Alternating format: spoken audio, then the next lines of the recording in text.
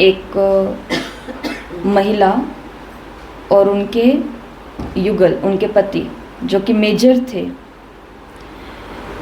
ये लोग इतने बाह्यमुखी थे कि इन्हों को विश्वास नहीं था पुनर्जन्म की किसी बात पर, या फिर ऐसी कोई बात पर जहाँ पर सोल ट्रैवल करती है, पीछे से आत्मा आई है, अपने कुछ संस्कारों को लेकर के आई है।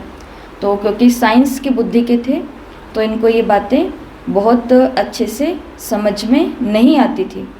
इनके पास में कई ऐसे बड़े कर्नल या जर्नल ऐसे लोग थे जो इन बातों में विश्वास करते थे, और परंतु इन्हों को कभी विश्वास नहीं हुआ। एक बार की बात है कि उस किताब को पढ़ते पढ़ते कि आत्मा ट्रैवल करती है, पिछले जन्म में यहाँ थी, उसके पिछले जन्म में यहाँ थी, करते करते अपने संस्कारों के हिसाब से, कर्मों के हिसाब किताब के हिसाब से आत्मा घर, परिवार, शहर, देश सब कुछ बदलती है। तो वहाँ पर पार्टी थी, पार्टी के अंदर सभी आर्मी के ऑफिसर्स ये लोग इकट्ठे हुए, और वहाँ पर इस महिला ने देखा, ये महिला गर्भवती थी। इन्होंने देखा कि जो जर्नल है उनका अंगूठा किसी युद्ध के दौरान एकदम पीसा जा चुका है, मतलब कुछ भी उसके अंदर नहीं रहा, बहुत बहुत बुरे हाल के अंदर है वो। और जैसे इसने वो सीन देखा तो इसके अंदर वो घर कर गया कि उसका अंगूठा ऐसे है, उसका अंगूठा ऐसे है। फिर ये घर आई तो घर आई, सोई तो भी उसका अंगूठा दिख रहा है, उठी तो भी वही अंगूठा दिख रहा है। चलते चलते कुछ दिनों के बाद में उसको ये ख्याल आने लग गया कि मेरा जो बच्चा होगा कहीं उसका भी अंगूठा ऐसा ना हो। वो सोचती जाती है, सोचती जाती है, सोचती जाती है, और ये सोचते सोचते जब उसके पास बच्चा आता है तो ये देखने में रियल बातें हैं, किताबों में लिखी हुई हैं, तो देखा गया कि उस बच्चे का भी अंगूठा वैसा ही आया है जिस हालात में उसने वो अंगूठा देखा था। तो यहाँ से उन लोगों ने ये चीज़ को अनुभव किया कि जो चीज़ें हम सोचते हैं वो चीज़ें घटित होनी शुरू हो जाती हैं। जो भी चीज़ हम सोच रहे हैं, अभी चलते चलते हम कितना कुछ सोच लेते हैं, ये सब चीज़ें ऐसा नहीं है कि वो निकल चुकी हैं, वो निकली नहीं है। अंदर मन के अंदर का भाग है, कौन सा मन? अंतर मन, अवचेतन मन, जिसको बोलते हैं सबकॉन्शियस माइंड। उस माइंड के अंदर जितने भी हमने संकल्प रचे हुए हैं, विचार रचे हुए हैं, कहीं मेरे साथ ऐसा ना हो जाए, कहीं मेरे साथ ये ना हो जाए, कहीं इनका ये ना हो जाए, कहीं इनका ये ना हो जाए, कहीं मैं बाबा को छोड़ ना दूँ, कहीं मैं बाबा से रूठ ना जाऊँ, कहीं मेरा ये ना हो जाए, आदि आदि जितने भी प्रकार के विचार उठे, लेकिन आज नहीं है। लेकिन आज भी ये हैं कहाँ पर? अंदर कहीं पर बैठे हुए हैं, अंदर कहीं बैठे हुए हैं। तो इन विचारों की ये जो संकल्पना है, इसका प्रभाव ना केवल खुद पर पड़ता है परंतु सामने वाले पर भी पड़ता है।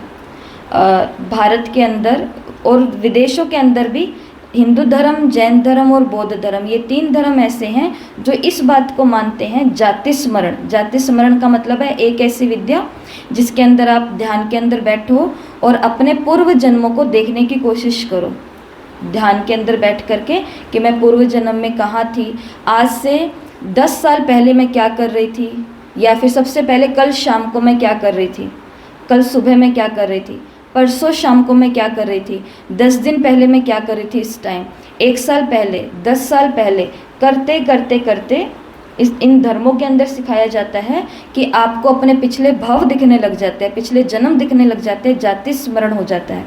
और विज्ञान के अंदर एक आर्ट होता है जिसको बोलते हैं हिप्नोटाइज करना, नाम सुना हुआ है?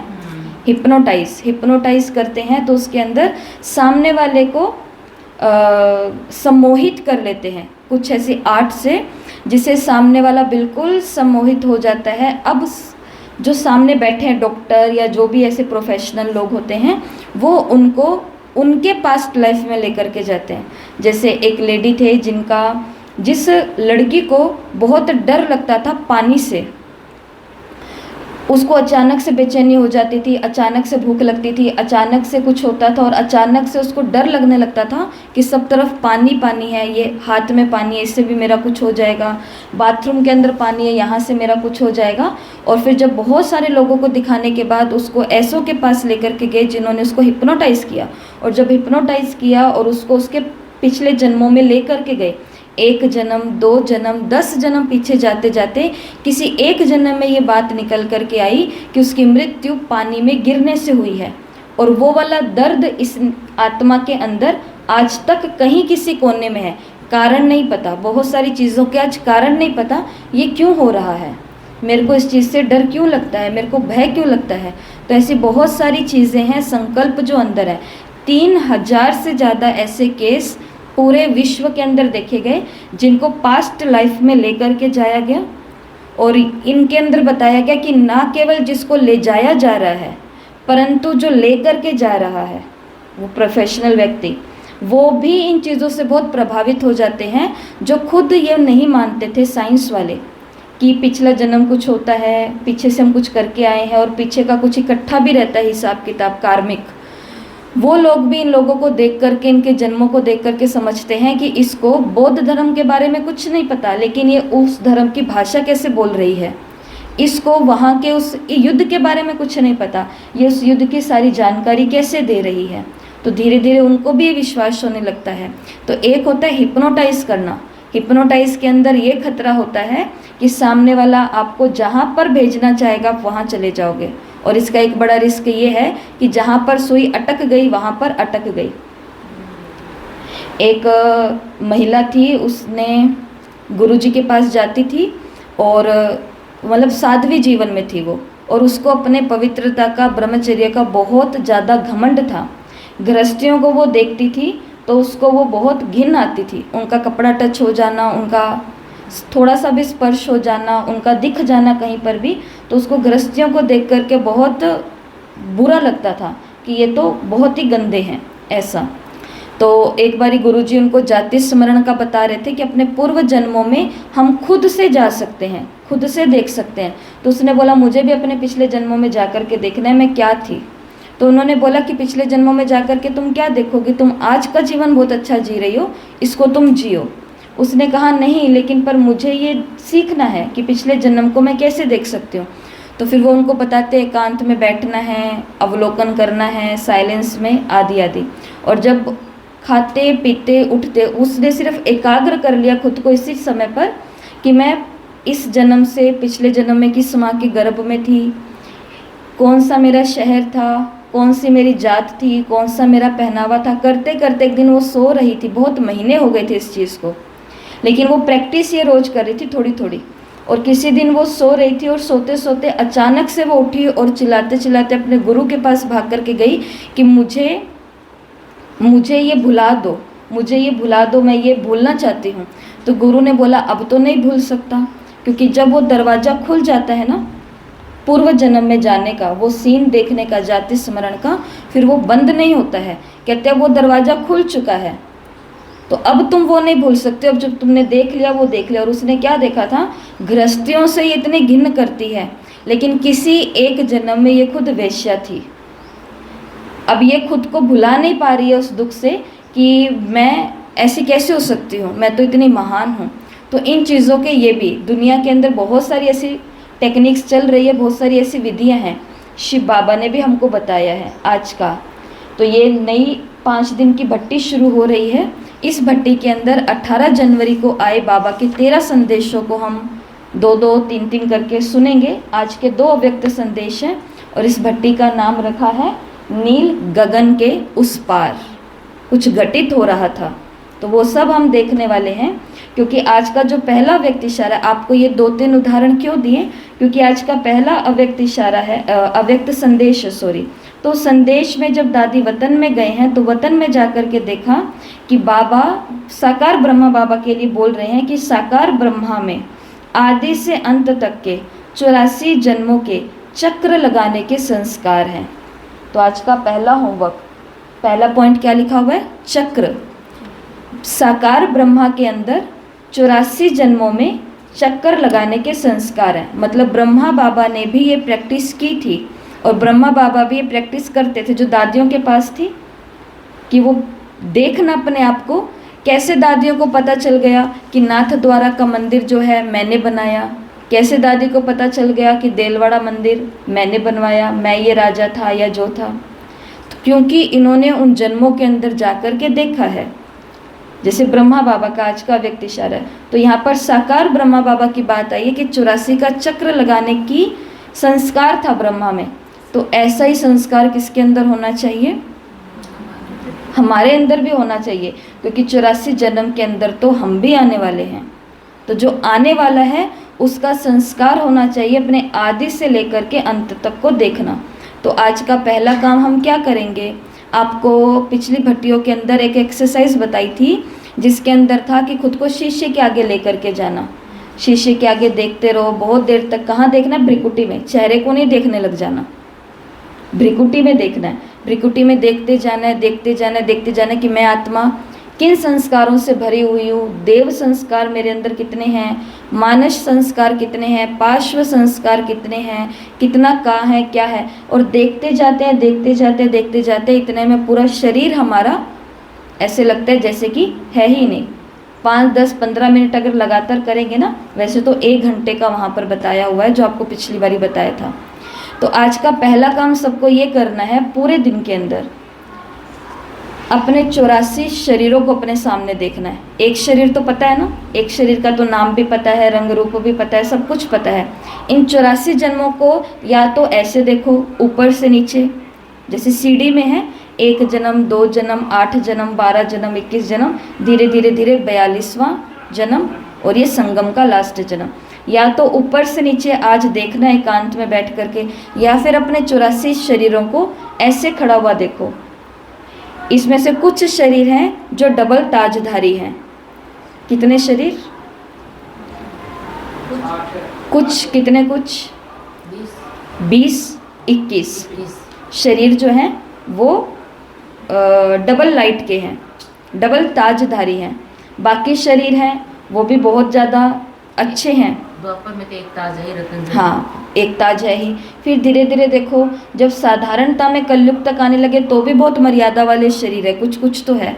लेकिन फिर आते आते आते आते आते आत्मा कहाँ तक पहुँची है।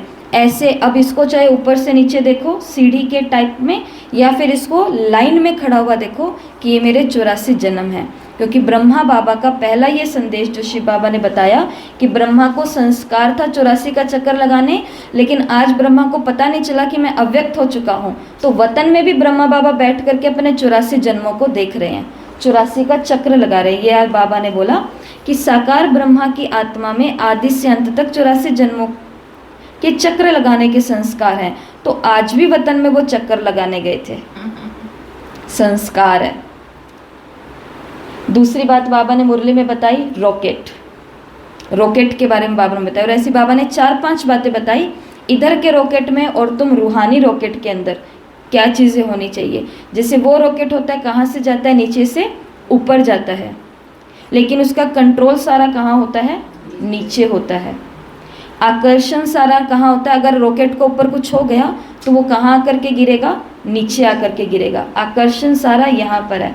तो सुनो रॉकेट के बारे में क्या कहा बाबा ने। जैसे साइंस वाले रॉकेट से चंद्रमा तक पहुँचे और चंद्रमा के भी नज़दीक पहुँच गए, उतना इस धरती की आकर्षण से दूर होते जाते हैं। पृथ्वी का आकर्षण, गुरुत्वाकर्षण बल है, वो खत्म होता जाता है ना। तभी तो देखा ना कि वो लोग ऊपर ही रहते हैं हवा में। अगर हम उनको स्पेस में दिखाते भी हैं तो स्पेस के अंदर बताते हैं वो कि वहाँ पर हम लोग पानी कैसे पीते हैं, तो ऐसे नहीं हमारी तरह कुछ करते हैं। उनके पास वो जो चीज़ें भी बनी होती है, पाउच सैशे टाइप के बने हुए होते हैं, बस उसको खोलते हैं और वो एक बूंद ऐसे निकलती है और जैसे कि वो खा रहे हैं, पी नहीं रहे हैं, वो खा रहे हैं। हर चीज़ वहाँ की ऐसे है, हवा के अंदर ही है, क्योंकि वहाँ पर गुरुत्वाकर्षण बल, आकर्षण नहीं है धरती का। तो जैसे रॉकेट ऊपर तक जाता जाता है, यहाँ का आकर्षण खत्म होता जाता है। पहला बात कि आकर्षण खत्म हो जाता है, रॉकेट ऊपर है। दूसरी बात कि जब रॉकेट ऊपर है तो बहुत हल्कापन वहाँ महसूस होता है। ऐसे ही बाबा ने कहा जब तुम सूक्ष्म वतन में आए तो स्थूल आकर्षण खत्म हो जाता है, धरती का कोई आकर्षण नहीं रहता। और ये ध्यान द्वारा है और वो साइंस के द्वारा है। तीसरी बात बाबा ने यहाँ पर बताई कि वो रॉकेट जो चलते हैं, लौटने का कनेक्शन नीचे वालों के पास होता है, लेकिन यहाँ तो जब चाहो आपके ही हाथ में सारा कनेक्शन है। 1 मिनट के बाद नीचे आना है तो 1 मिनट के बाद आ जाएंगे, 1 घंटे के बाद रॉकेट को, बुद्धि के रॉकेट को नीचे लेकर के आना है तो 1 घंटे तक भी हम वतन में रहेंगे, लेकिन यहाँ जब चाहो तब आ सकते हैं, ये आपके हाथ में है। तो ये रॉकेट के बारे में बाबा ने बताया। क्या क्या बताया? पहला, वो रॉकेट जैसे जैसे ऊपर जाता है यहाँ के आकर्षण से परे हो जाता है। ऐसे ही मैं रूहानी रॉकेट जैसे जैसे ऊपर जाती हूँ, वतन की तरफ अव्यक्त होती हूँ, वैसे वैसे धरती का, देहों का आकर्षण। पिछली मुरली के अंदर, पिछली भट्टी के अंदर आपने सुना है, स्त्री पुरुष देखना भी जैसे कि एक्सीडेंट होना है। स्त्री पुरुष देखना भी जैसे कि एक्सीडेंट हो रहा है। सूरदास खड़े हैं घाट के ऊपर और वहाँ पर एक महिला है, वो पानी भर रही है, पनघट पर कुएं से पानी भर रही है और वो उनको देखते जाते हैं। सूरदास कहते कि मेरे को प्यास लगी है, तो वो उसको घड़े से पानी देती है और पिला देती है। फिर बाद में वो जाने लगती है पानी, क्योंकि उसको तो अपना इतना ही था कि कोई प्यासा है और प्यासे को पानी पिलाना है। वो अपने घर जाने लगती है घड़ा भर करके।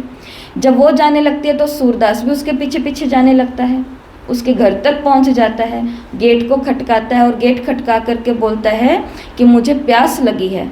फिर से वो अंदर जाते कहते अच्छा तुमको प्यास लगी है। वो ये नहीं सोचती कि ये मेरा पीछा करता हुआ आया है या जो भी बात है, कुछ भी नहीं, निर्मल स्वभाव, शांत, एकदम शीतल।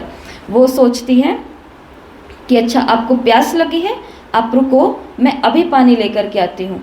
जब वो पानी लेने के लिए जाती है तो सूरदास ये सोचता है कि मैं कैसा हूँ मैं, कि वहाँ पर भी मैं इसके लिए, यहाँ पर भी मैं इसके पीछे तक आ गया और इसको बोल रहा हूँ पानी पिला दो, और ये बिना किसी प्रश्न के मेरे लिए पानी लेने के लिए भी चली गई। जब वो पानी लेकर के आती है तो वो कहता है मुझे थोड़ा और पानी चाहिए। वो कहती है कि हाँ ठीक है, कोई बात नहीं, मैं और पानी ले आती हूँ। फिर वो कहता है कि साथ में पानी के साथ में एक चाकू भी लेकर के आना। वो कहती है कि हाँ ले आती हूँ चाकू। वो जाती है अंदर, पानी भी लेके आती है, चाकू भी लेके, कहते हैं पानी पी लेता है थोड़ा और चाकू से अपनी दोनों आँखों को उसके ही घर के आगे फोड़ लेता है। तो स्त्री पुरुष देखना भी एक्सीडेंट है, आकर्षण होता है ना, आकर्षण होता है। इसलिए बाबा ने बोला ये बुद्धि का रॉकेट जितना ऊपर रहेगा उतना इस धरती के, देह के, देहधारियों के, शरीरों के जो भी चीज़ें, इन सभी के आकर्षण से तुम परे रहोगे। दूसरा, जितना आकर्षण से परे रहेंगे, जैसे वो रॉकेट ऊपर जाता है तो सब हल्का हो जाता है। ऐसे ही अगर कभी भी बोझ महसूस हो, कभी भी भारीपन महसूस हो, तो खुद को कहना कि मैं देह के आकर्षण में हूँ तभी बोझ में हूँ। धरती के आकर्षण में बोझ है और धरती से परे हल्कापन है। तो कभी भी मन भारी हो तो खुद को ये बोलना कि मेरा मन भारी है, क्यों? क्योंकि मैं देह के आकर्षण में हूँ, हल्कापन। और तीसरी बात बाबा ने क्या बताई कि वो रॉकेट ऊपर जाएगा लेकिन कंट्रोलर नीचे होगा, कंट्रोल करने वाला कि अब इनको नीचे आ जाना चाहिए। लेकिन इस रॉकेट की खासियत ये है कि जब जाना चाहें तब जाओ, जब आना चाहें तब आ जाओ। तो ये भी बाबा ने बताया। तो ये दूसरी पॉइंट है आज का दूसरा होमवर्क। खुद को क्या समझना है? रूहानी, स्पिरिचुअल रॉकेट। और जितना चाहे, जब चाहे, हल्कापन महसूस करके धरती के आकर्षण से परे होकर के वतन के अंदर रहना है। तीसरी बात जो यहाँ पर बताई है, जो कि बहुत अच्छा एक सीन चला है यहाँ पर, जिन्होंने पहले 69 की मुरलियाँ पढ़ी हुई है तो उनको सबसे पहले यही पढ़ने को मिलता है, संदेश।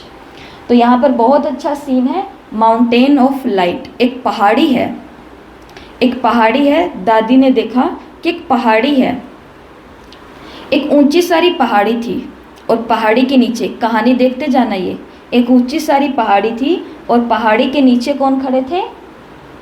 शक्ति सेना और पांडव दल, या मंदिर में जो साक्षात्कार कराने वाले मूर्त हैं, या शक्तियाँ जो दिखी वो किस रूप में दिखी? ज्वाला रूप में दिखी, तेजस्वी रूप में दिखी। तो एक ऊंची पहाड़ी है। कहाँ पर है ये सीन? ये सीन कहाँ हो रहा है? माउंट आबू में हो रहा है ना।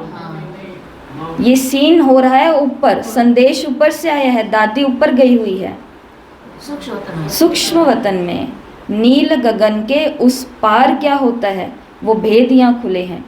तो ऊपर सूक्ष्म वतन में दादी ने देखा एक बहुत ऊंची सारी पहाड़ी है और उस पहाड़ी के नीचे शक्तियों का दल, पांडवों का दल है। और ऊपर में खड़े हैं, पहाड़ी के ऊपर में कौन खड़े हैं? बाप दादा खड़े हैं। देख लिया सीन। ऊपर में खड़े हैं बाप दादा, नीचे खड़े हैं ये दल सेना।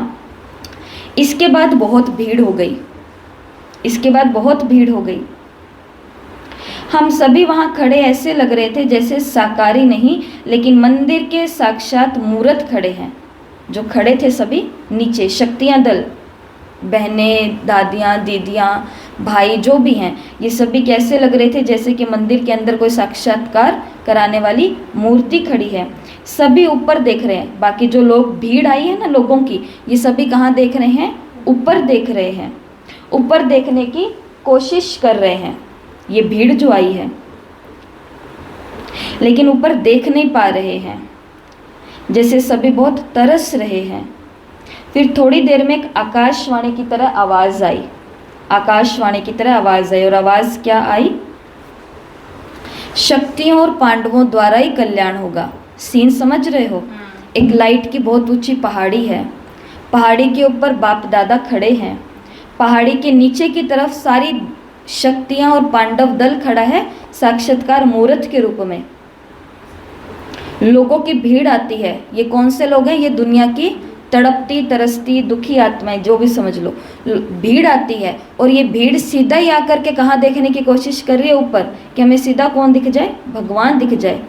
और ऊपर से, लेकिन बाबा ने कहा कि देखने की कोशिश कर रहे हैं पर इनको ऊपर कुछ भी दिखाई दे नहीं रहा है। और फिर एक आकाशवाणी होती है, एक आवाज़ आती है। क्या आवाज़ आती है? कि ऊपर देखने से कुछ नहीं होगा, नीचे जो शक्ति दल और पांडव सेना खड़ी है तुम्हारा कल्याण ये करेंगे। दिखा सीन? उस समय हम सबके चेहरे से बहुत रहम दिल आ रहा था, बहुत रहम दिल का भाव था। दादी कह रही हैं कि हम सभी जो बाबा के बच्चे खड़े थे ना, शक्ति पांडव दल जो है, इन सभी का चेहरा रहम दिल बन गया था जब ऐसी आकाशवाणी हुई कि इनका कल्याण ऊपर देखने से नहीं, इनका कल्याण हमारे द्वारा होगा। तो उनके ऊपर रहम आ रहा था। फिर उसके बाद कई लोगों को शक्ति और पांडवों से अव्यक्त ब्रह्मा का साक्षात्कार हुआ, शिव बाबा का साक्षात्कार होने लगा। किस किस का साक्षात? जैसे आकाशवाणी का कहना माना कि तुम इनको देखो, इधर से तुम्हारा कल्याण होगा। और शक्तियों से और पांडवों से ब्रह्मा बाबा दिखने लगे और शिव बाबा दिखने लगे। और उसके बाद में एक सीन दिखा। सीन के अंदर क्या क्या था? कुछ लोग हैं, जो भीड़ थी ना, उसमें से कुछ हैं जो हंस रहे हैं। हंस रहे हैं का मतलब खुश हो रहे हैं कि हमको तो दिख गया वो जिसको हम देखना चाह रहे थे ऊपर करके, पर दिख नहीं रहा था। तो कुछ हंस रहे थे, कुछ जो थे वो पकड़ने की कोशिश कर रहे थे, और कुछ थे जो प्रेम में आंसू बहा रहे थे। ये 3 कैटेगरी हो गई। लेकिन सारी शक्तियाँ जो थी ना, वो आग के गोले के समान तेजस्वी बन गई। वो पकड़ने की कोशिश कर रहे हैं लेकिन अब वो स्नेही रूप नहीं रही है, अब वो क्या बन गई है? तेजस्वी रूप, ज्वाला रूप बन गई है कि अब हमारा काम है केवल बाबा को हमसे दिखाना, प्रत्यक्ष करना, इसके अलावा एक्स्ट्रा पालना कुछ भी नहीं है। ये था सीन। और लास्ट में तो ये एच का मतलब है कुछ हंस रहे हैं, कुछ पकड़ने की कोशिश कर रहे हैं और कुछ प्रेम में आंसू बहा रहे हैं। तो ये शॉर्ट में ऐसा लिख दिया है। और इसी अव्यक्त संदेश के अंदर बाबा ने लास्ट में बोला, तो अब तुमको कौन सी, बाबा ने नहीं बोला, संदेश आया तो दादी ने बताया कि अब कौन सी अवस्था को बनाना है? देही अभिमानी अवस्था का मतलब क्या होता है? अंत समय में तुम्हारा ये व्यक्त शरीर भी बिल्कुल स्थिर हो जाएगा। व्यक्त बॉडी, ये शरीर भी बिल्कुल स्थिर हो जाएगा। अभी तो पुराने हिसाब किताब के कारण खींचता है। पिछली भट्टी में आपको बताया था कि हमारा ये जन्म बाई जन्म क्यों होता है? हिसाब किताब के कारण, कर्मों के कारण, संस्कारों के कारण, पूर्व जन्मों के संस्कारों के कारण। आत्मा के अंदर सभी संस्कार हैं। माँ के संस्कार हैं दिए हुए गर्भ में, पिछले जन्म के संस्कार हैं, जिस घर में पले बड़े हैं उस घर के वायुमंडल के संस्कार हैं, जिन स्कूल कॉलेज दोस्तों के साथ रहे हैं वो नए संस्कार अडॉप्ट कर रहे हैं। तो इनके अनुसार आगे आगे की यात्रा होती है। तो बाबा ने कहा अंत के समय में जो भी व्यक्त हैं वो सभी शरीर स्थिर हो जाएंगे, क्योंकि पुराने हिसाब किताब के कारण ही शरीर खींचता है। शांत हो जाएंगे, कोई भी हलचल ना मन में रहेगी ना तन में रहेगी, जिसको ही बाबा कहते हैं देही अभिमानी स्थिति। दृश्य समाप्त होने के बाद बाबा ने कहा सभी बच्चों को कहना कि देही अभिमानी बनने का वो पुरुषार्थ करो। देही अभिमानी का मतलब हर काम करना है, लेकिन उस कर्म से अतीत होकर के करना है। एक होता है काम करना भोग के साथ में काम करना, कि मैं ये सेवा कर रही हूँ और फिर मेरी तारीफ होगी, मैं ये कर रही हूँ वो खुश हो जाएंगे, तो ये होता है भोग से कर्म करना। ये ब्राह्मणों की बात है, दुनिया के भोग की परिभाषा अलग होती है। दूसरा होता है खुद को ये कर्ता भाव में समझना कि मैं निमित्त हूँ ना मुझे करना है, मैं निमित्त हूँ ना मुझे करना है, मैं निमित्त हूँ ना मुझे करना है। तो देही अभिमानी अवस्था इन दोनों में नहीं आ सकती है। देही अभिमानी अवस्था तब आएगी कि मैं कर नहीं रही हूँ और मुझे किसी को खुश करना नहीं है, बस हो रहा है जैसे भी हो रहा है उसकी श्रीमत के आधार पर चलना है मुझे।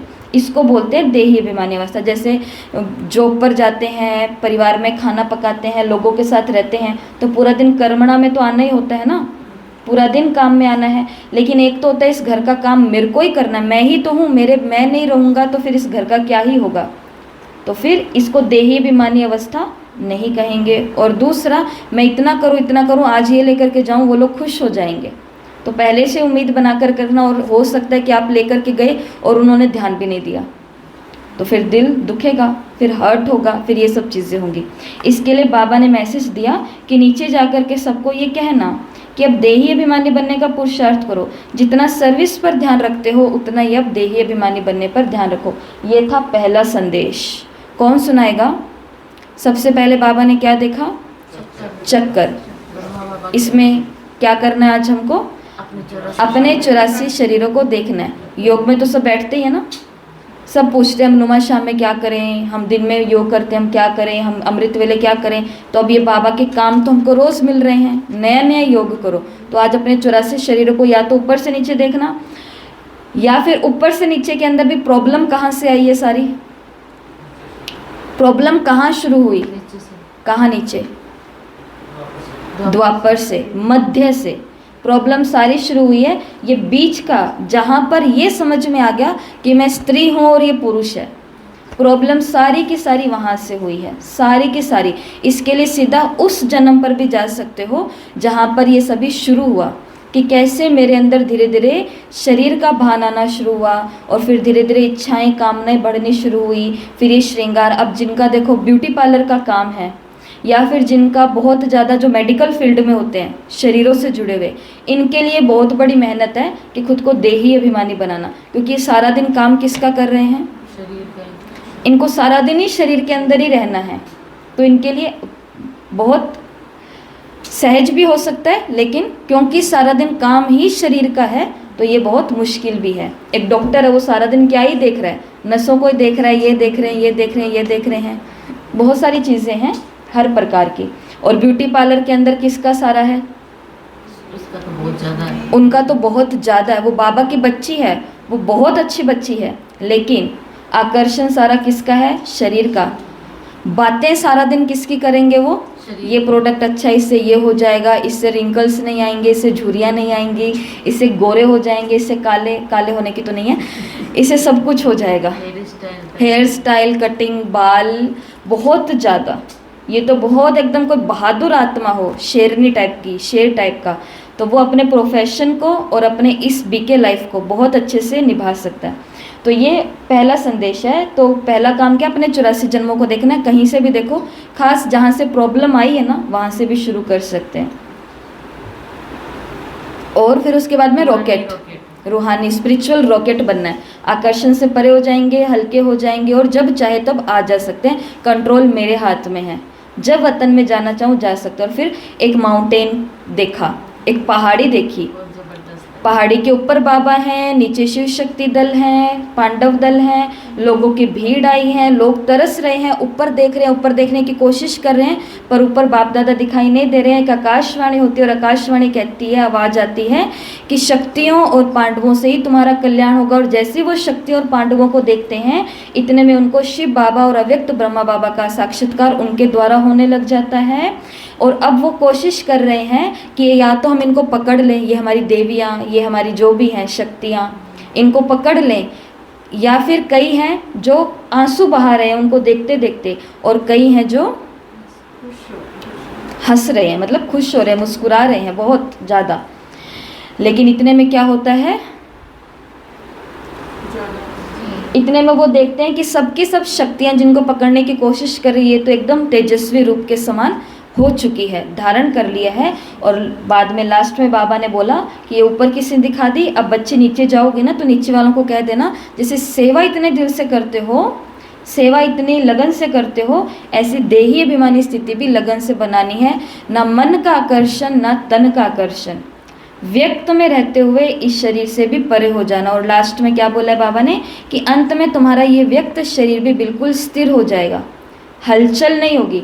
अभी तो क्लास में बैठे रहते हैं तो कितनी हलचल होती है, होती थी शुरू में, लेकिन धीरे धीरे धीरे आज अपने आप रूप को देखो, पहले में और आज में फ़र्क आया कि नहीं आया है, बहुत ज़्यादा। योग के अंदर घंटा तक एक ही मुद्रा में बैठ सकते हैं, तो धीरे धीरे हलचल में भी स्थिर हो जाएगा शरीर। यह है पहला संदेश। तो आज का तीसरा होमवर्क, पहला होमवर्क है अपने 84 को देखना, दूसरा होमवर्क है खुद को रॉकेट की तरह आज लेकर के जाना, ऊपर नीचे ऊपर नीचे ऊपर नीचे।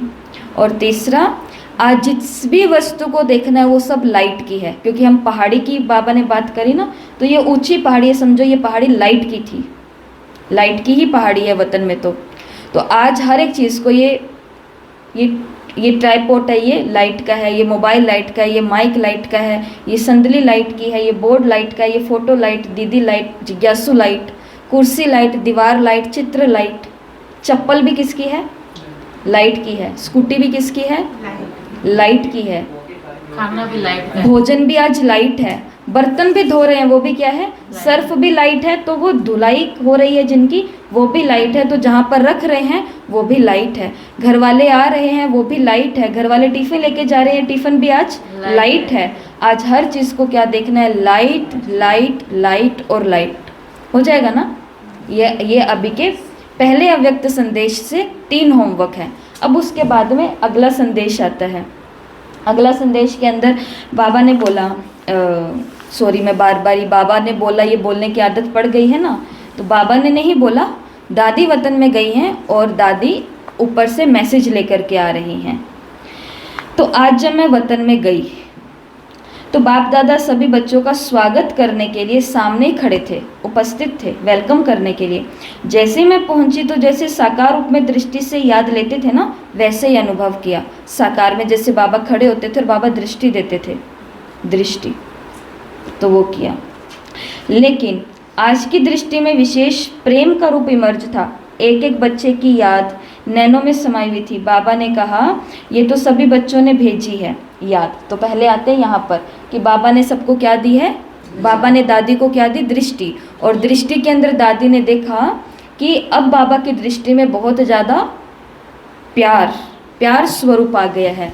तो बाबा की दृष्टि में क्या क्या है बताओ, बाप दादा की दृष्टि में क्या है, शक्तियाँ हैं और प्यार है और स्नेह है, प्यार है और दुलार है और थोड़ा बोलो, बाप दादा की दृष्टि में क्या है, शक्तियाँ, प्यार, गुण सब है। आगे ये मेरे हैं। और कृष्ण का एक वाक्य दृष्टांत दिखाते हैं भागवत के अंदर कि कृष्ण छोटा सा है, मुख के अंदर कुछ डाल लिया है, माँ आती है और मुख खोलती है, वो कुछ गराई खिलाने के लिए और ऐसा कुछ करने के लिए। जैसा ही कृष्ण का मुख खुलता है उसमें पूरा का पूरा ब्रह्मांड दिख जाता है। बाप दादा की दृष्टि में क्या है, पूरा का पूरा परम धाम, पूरा का पूरा ये अंतरिक्ष, सारे ग्रह, सारे नक्षत्र, सारे तारामंडल, ये संसार का हर दृश्य भगवान के इन आँखों में है। माना बाप दादा की दृष्टि। तो पहला पॉइंट आज का चौथा होमवर्क, इसको हम अलग अलग होमवर्क के रूप में लेंगे कि आज हमको क्या क्या अनुभव करना है। आज का दिन बहुत अच्छा दिन निकलने वाला है ऐसा, क्योंकि थोड़ा दिन ब्रेक लग जाता है ना, तो उसका भी अच्छा फ़ायदा तो होता है। तो बाप दादा की दृष्टि में आज क्या है, बाबा का फ़ोटो है ना सबके पास में, तो बाबा की फ़ोटो के आगे आकर के बैठ जाना, जा कर के बैठ जाना। और बाबा की फ़ोटो के आगे बैठो तो सबसे अच्छी बात है, नहीं तो बाबा की आंखें तो ऐसे भी हमको दिखती हैं, दृष्टि। तो इस दृष्टि में आज देखना सब कुछ इसी दृष्टि में है। जो मेरी इच्छाएं हैं, जो मेरी तमन्नाएं हैं, जो मेरी कामनाएं हैं, सेवा से जुड़ी हुई, सेवा केंद्र से जुड़ी हुई, संसार से जुड़ी हुई, अपने लौकिक परिवार से जुड़ी, वो सभी की सभी पूर्ति कहाँ पर है, बाप दादा की दृष्टि में है। सब कुछ यहाँ पर अब इसके अलावा और कुछ भी रहा नहीं है। तो पहला होमवर्क इस मुरली का बाप दादा की दृष्टि, मतलब चौथा होमवर्क। अगला है, बाबा ने देखा कि बच्चों की 2 प्रकार की याद है। याद भी 2 प्रकार की है। कौन कौन से प्रकार की? कई बच्चों की याद अव्यक्त की है और कई बच्चों की अव्यक्त के साथ व्यक्त की भी है। कई तो सिर्फ अव्यक्त बाबा को याद कर रहे हैं कि बाबा अव्यक्त हो गए, और कई अव्यक्त के साथ व्यक्त बाबा को भी याद कर रहे हैं कि बाबा थे तो ऐसा था, बाबा होते तो ये होता, आज बाबा से मुरली सुन रहे होते। तो बाबा ने 75 और 25 का परसेंट निकाला है कि 75% और 75% थी अव्यक्त और 25% मिक्स थी, व्यक्त भी और अव्यक्त भी, व्यक्त भी और अव्यक्त भी। फिर बाप दादा ने सबको स्नेह की दृष्टि और शक्ति भरी स्नेह और शक्ति भरी दृष्टि दे करके गिट्टी खिलाई। गिट्टी का मतलब समझते हो ना, गराई, कोआ ऐसे बोलते हैं, खाना का एक टुकड़ा खिलाया। और फिर एक दृश्य इमर्ज हुआ।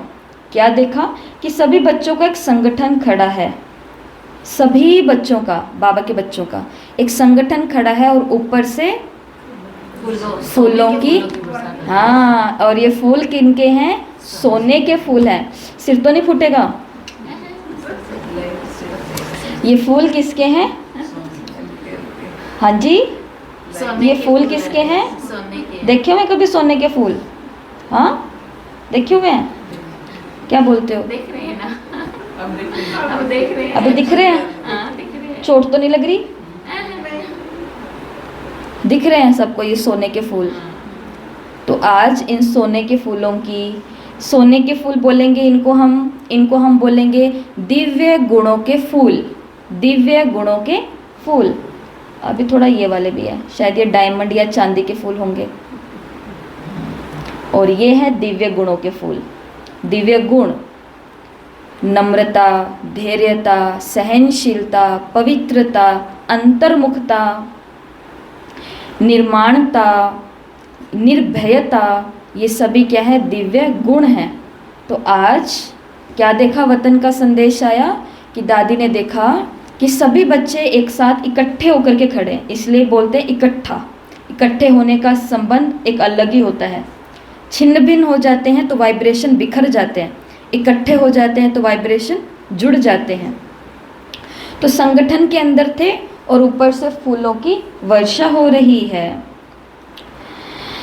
बिल्कुल चारों ओर फूलों के सिवाय कुछ भी देखने में नहीं आ रहा है। बाबा ने सुनाया, बच्ची, बाप दादा ने स्नेह और शक्ति तो बच्चों को दी है, दृष्टि से क्या दी? स्नेह और शक्ति, लेकिन साथ साथ में दिव्य गुणों रूपी फूलों की वर्षा भी बहुत की बच्चों के ऊपर।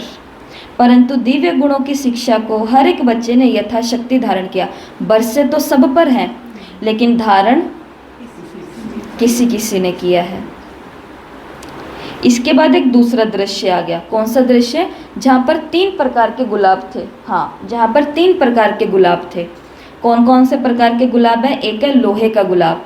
लोहे का गुलाब का मतलब कड़े संस्कार। कड़े संस्कार, मतलब मर जाएंगे लेकिन हम अपना ये संस्कार नहीं छोड़ेंगे, कुछ भी हो जाए चाहे। ये है लोहे का गुलाब। देखो दूसरा गुलाब कौन सा है? पित्तल का गुलाब। पित्तल का गुलाब मतलब थोड़ा सा एफर्ट करेंगे ना तो थोड़ा मोल्ड हो जाएगा, थोड़ा कुछ हो जाएगा। और तीसरा है सोने का गुलाब। नहीं, तीसरा है रियल गुलाब। रियल, जिसके अंदर खुशबू है, जिसके अंदर सुगंध है। तो तीसरा है रियल गुलाब। और ये सीन कहाँ चल रही है ये मत भूल जाना। ऊपर वतन में क्या होता है ये वो नज़ारा आ रहा है बाहर निकल करके। तो बाबा ने कहा बच्चों के रिजल्ट भी इसी प्रकार के, जो लोहे के फूल है वो बहुत कड़े संस्कार की निशानी है। जैसे लोहे को बहुत ठोकना पड़ता है, जब तक उसको गर्म नहीं करो और हथौड़ा नहीं लगाओ ना, तब तो बदलता नहीं उसकी शक्ल। तब तक वो मुड़ नहीं सकता। इसी तरह कई बच्चों के संस्कार लोहे की तरह कड़े हैं, कितना भी भट्टी में पड़े रहें लेकिन बदलते नहीं है। भट्टी पर भट्टी होती जा रही है, मधुबन की टिकटों पर टिकटें कटती जा रही हैं, बाबा मिलन के ऊपर बाबा मिलन होते जा रहे हैं, दीदियों के ऊपर दीदियां सुनते जा रहे हैं, सब कुछ होता जा रहा है। और होमवर्क को भी तो नहीं छोड़ रहे, होमवर्क के ऊपर भी होमवर्क करे जा रहे हैं, सब कुछ हो रहा है, सब कुछ हो रहा है। सेवाओं के ऊपर सेवाएं करते जा रहे हैं, धन के ऊपर धन देते जा रहे हैं, तन के ऊपर तन देते जा रहे हैं, सब सब सब होता जा रहा है। परंतु संस्कार के ऊपर काम नहीं किया है ना, तो वो संस्कार पहले भी घमंड का था, वो संस्कार आज भी घमंड का है। वो संस्कार पहले भी तेरे मेरे का था, वो संस्कार आज भी तेरे मेरे का है। वो संस्कार कल भी इसका था, वो संस्कार आज भी इसका उसका है, जो भी है लोहे की तरह। इसके लिए इनको बहुत, बाबा ने कहा भट्टी में पड़े ही रहें लेकिन बदले नहीं, क्योंकि परिवर्तन ना हो। हथौड़े की भी आवश्यकता है। और हथौड़ा क्या है? ड्रामा। ये चौथी माँ जो है ना, ड्रामा। ये जो माँ है ना, ये माँ अच्छे अच्छों को सिखा देती है। इंसान किसी से नहीं सीखेगा, लेकिन समय उसको मजबूर करता है ऐसा कि वो अच्छी अच्छी चीज़ें सीख लेता है। जो किसी के आगे नहीं झुका, वो सबके आगे आज झुकाव में होता है, कहने से नहीं, हथौड़ा खाने से। तो ये थे पहले। और दूसरे हैं मोड़ने व मेहनत करने से कुछ बदल जाते। थोड़ी भट्टियों में डालेंगे, थोड़ी तपस्या करेंगे, थोड़ी पढ़ेंगे लिखेंगे तो कुछ हो जाएगा। और तीसरे तो है नेचुरल गुलाब। ये तो वही बच्चे हैं जिन्होंने गुलाब समान बनने के लिए कुछ भी मेहनत नहीं ली है। नेचुरल, जिस दिन से ज्ञान में आए उस दिन से ये गुलाबी है, खुशबू वाले। उस दिन से इनका कोई संस्कार कड़ा नहीं है, उस दिन से इनको कोई अपने ऊपर बहुत ज़्यादा मेहनत नहीं करनी पड़ रही है। मैं ये छोड़ूँ, मैं ये करूँ, मेरे अंदर ये बुराई है, ये अच्छा, ये बाबा मैं तो ऐसी हूँ, बाबा मैं तो वैसी हूँ, कुछ नहीं। ये जिस दिन से ब्राह्मण रूप में पैदा हुए उस दिन से लेकर के आज तक रियल गुलाब है, जो सब तरफ क्या फैला रहे हैं? सिर्फ सुगंध ही सुगंध, खुशबू ही खुशबू फैला रहे हैं, जिन्होंने बाबा की, निमित्त की, बड़ों की, किसी की भी कोई मेहनत नहीं ली है। बाबा ने कहा तो बच्चों से पूछना नीचे जा कर के कि हम तीनों में से कौन सा गुलाब है, क्योंकि राइट चेकिंग करेंगे तभी तो मेकर बनेंगे, चेंज करने वाले ना। तो ऐसे सुनाते सुनाते बाबा ने फिर क्या किया, दृश्य देखा दादी ने। बाबा गुलाब की बातें सुनाते सुनाते बाबा ने अपने हाथ में एक रियल का गुलाब लिया और उसकी पंखड़ियों को नीचे कर दिया, बिखेर दिया। सुनाती हूँ। रियल गुलाब को अपने हाथ में उठा करके थोड़ा सा घुमाया और घुमाते उसके सारे पत्ते गिर गए और सिर्फ क्या रह गया? एक बीज। सिर्फ बीज रह गए। तो बाबा बोले देखो बच्ची, जैसे इसके पत्ते कितनी जल्दी और सहज अलग हो गए ना, ऐसे ही बच्चों को ऐसा पुरुषार्थ करना है जो एक फट से, एकदम से पुराने संस्कार, पुराने देह रूपी पत्ते छट जाएं और बीज रूप अवस्था बन जाए। बीज रूप अवस्था बन जाए। पत्ते सारे झड़ गए। कौन से पत्ते? देह के संबंधों के पत्ते और पुराने संस्कारों के पत्ते। इनसे भी नहीं चाहिए अब कोई हमें, सब छंट गए और बीज रूप अवस्था रह गई। तो सभी बच्चों को यही संदेश देना कि अपने को चेक करो, अगर अभी समय आ गया तो संस्कार रूपी पत्ते अटक तो नहीं जाएंगे जो मेहनत करनी पड़े। तो कर्मातीत अवस्था तो सहज बन जाएगी या कर्म बंधन उस समय अटक डालेगा। अगर कोई कमी है तो चेक करो और उसे अभी ही भरने की कोशिश करो। तो ये है आज के 8 होमवर्क जो आज हमको चिंतन मनन करना है और इसके ऊपर आप नोट्स बनाएंगे, होमवर्क करना है। और संदेश 18 जनवरी 1969 के हैं, तो ये आपको मुरली ही पूरी भेज दी जाएगी। 13 संदेश है जिसके अंदर, रोज रोज तो क्या ही भेजेंगे, तो 2 संदेश उठा करके आज के अच्छे से पढ़ना। तो ये है आज का 2 अव्यक्त संदेश। अभी तो बाबा का पार्थिव शरीर तो पड़ा ही था। हाँ, अभी तो बॉडी का वो हुआ ही नहीं ना संस्कार अंतिम, वो तो 21 तारीख को हुआ है। अभी तक तो देह यहीं पर ही है। अभी तक तो बच्चों को मैसेज पहुंचा है फ़ोन के माध्यम से कि बाबा अपनी इस पुरानी देह छोड़ कर। पुरानी देह को छोड़कर, व्यक्त को छोड़कर के अव्यक्त हो चुके हैं। और बच्चों को जैसे ये पता चलता है तो बच्चे दुख में आ जाते हैं कि जिसके पीछे हम आए थे वो कहाँ चला गया, अब क्या होगा। और जो मैनेजमेंट कमेटी होती है, जो मैनेज करते हैं, वो इन बातों को सोचते हैं कि बाबा चले गए, ये हो गया, वो हो गया, लेकिन इससे भी ऊपर उनके ऊपर जिम्मेवारी की बात होती है कि बाबा जो जिम्मेवारियां छोड़ करके गए हैं वो कैसे चलेगी। इतने सारे जो सेवा केंद्र भारत के अंदर बने हैं और विदेश की बातें हो रही हैं सेवाओं की, ये सब सिस्टम चलेगा कैसे और कौन होगा जो ये कार्यभार संभालेगा, कौन होगा जो ये करेगा। ऐसे करते करते बाबा कैसे आएगा, बाबा कैसे वाणियाँ चलाएगा, जो बच्चे आगे बाबा के बनने वाले हैं उनकी पालना कैसे होंगी। मैनेजमेंट करने वाले जो होते हैं उनके अंदर तो बहुत सारी चीज़ें चलती है।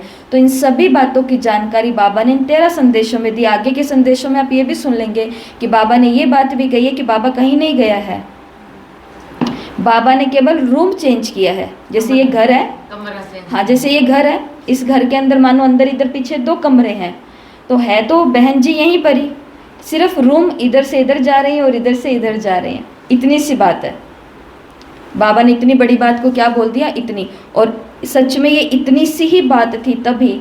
अभी तक ब्रह्मा 2 हाथ और 2 पैरों वाला था, बंधन में था, और अब ब्रह्मा क्या हो गए, अव्यक्त हो गए। अब उनको 1000 तो पैर हो गए, हजारों लाखों हाथ हो गए। अब तो जो बहन जी चाहे बाबा उस सेवा केंद्र पर होते हैं, बाबा उस प्रदर्शनी में होते हैं, बाबा उस कॉलेज यूनिवर्सिटी में होते हैं, बाबा हर जगह होते थे। घर बैठे हुए बच्चों को, बांधेली माताओं को बाबा ने अनुभव कराने शुरू कर दिए। तो पहले भी होता था, परंतु उसके बाद में सेवाएं रफ्तार को पकड़ गई जैसे बाबा ने रूम चेंज किया। तो ये हैं आज के 2 अव्यक्त संदेश। ओके, ओम शांति।